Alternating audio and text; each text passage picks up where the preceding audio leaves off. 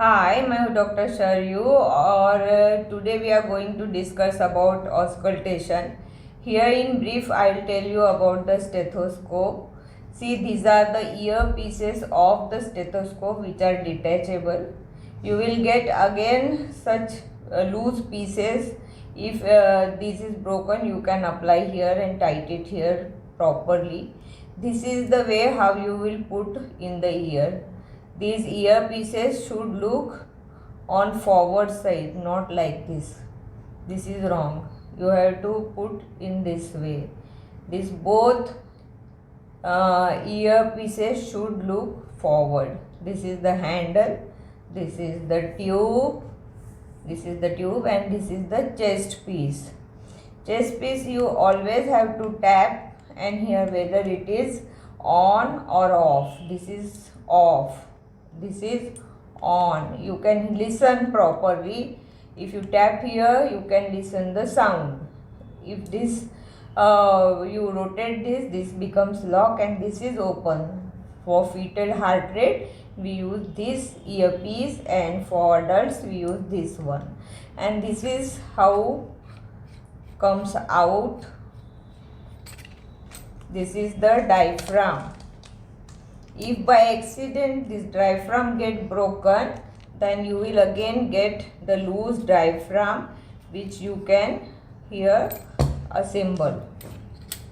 So this is the stethoscope how you use, and these are the parts how we assemble. You always get loose part. If anything is broken, then you can replace that.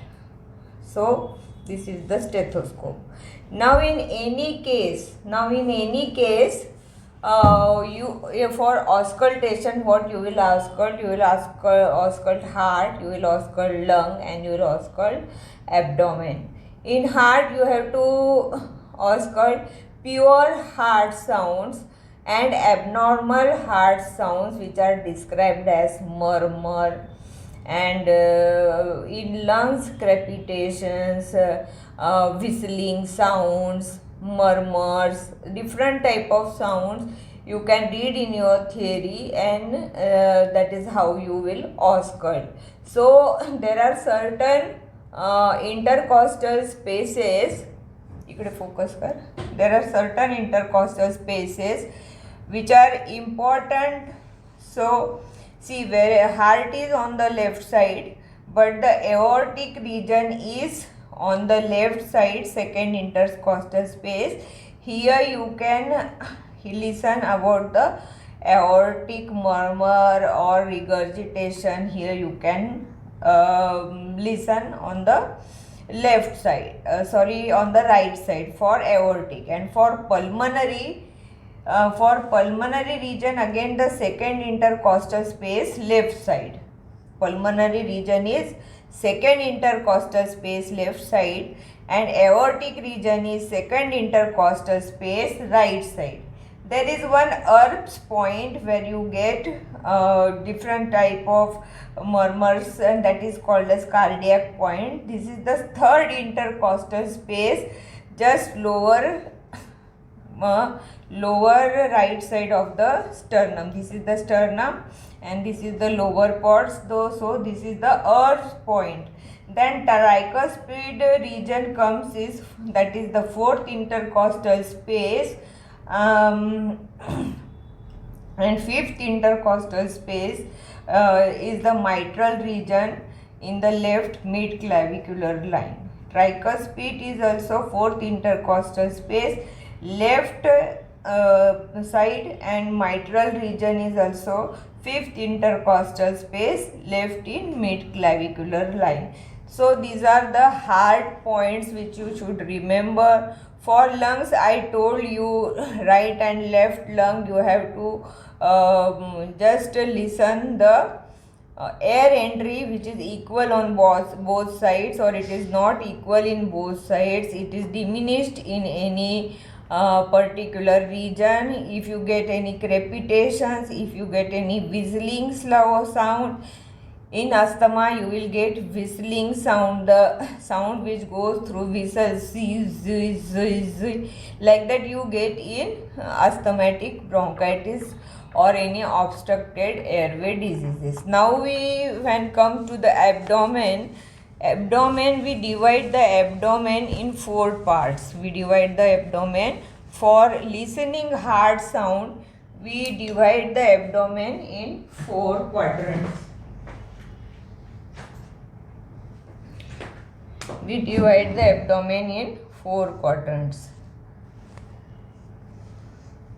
These are the 4 quadrants of the, this is right upper, this is left upper, this is right lower, and this is left lower. So whenever we concentrate on the intestinal sounds, we call them as a increased sounds or borborygmi sounds, which are the audible intestinal sounds. Intestinal sounds are produced due to the air and fecal matter in the intestine. The intestinal sounds are exaggerated when there is any obstruction. Then you will find there is distension of abdomen, visible loops, and when you will hear with these sounds, you will listen that the sounds are increased. And when you won't listen any sound at all for 5 minutes, then you come to the conclusion that the patient is in paralytic ileus. But in case of paralytic ileus, the abdomen is distended throughout, and when you listen in any quadrant, you won't get any sound. But in case of peritonitis and all, you can get sounds in some diminished sounds in one of the quadrants. So you can mention that the sounds are diminished in left upper, diminished sounds in left upper, left lower, or increased sounds in this area. This is the area of appendix. Appendicular perforation and peritonitis, you won't get any sound in this region. The intestinal sounds are diminished in this region, but they may be normal in this region. So you can write plus in this quadrant, and you can write minus in this quadrant. So this is how we explain the sounds, which abnormal sounds and normal intestinal sounds we listen by the stethoscope in case of abdominal cases. In abdominal cases, again arterial brew and venous hum, you may listen, may not listen. It depends. The patient is of aortic aneurysm and different type of vascular pathologies. You may hear, you may not hear, but additional investigation you always go for that.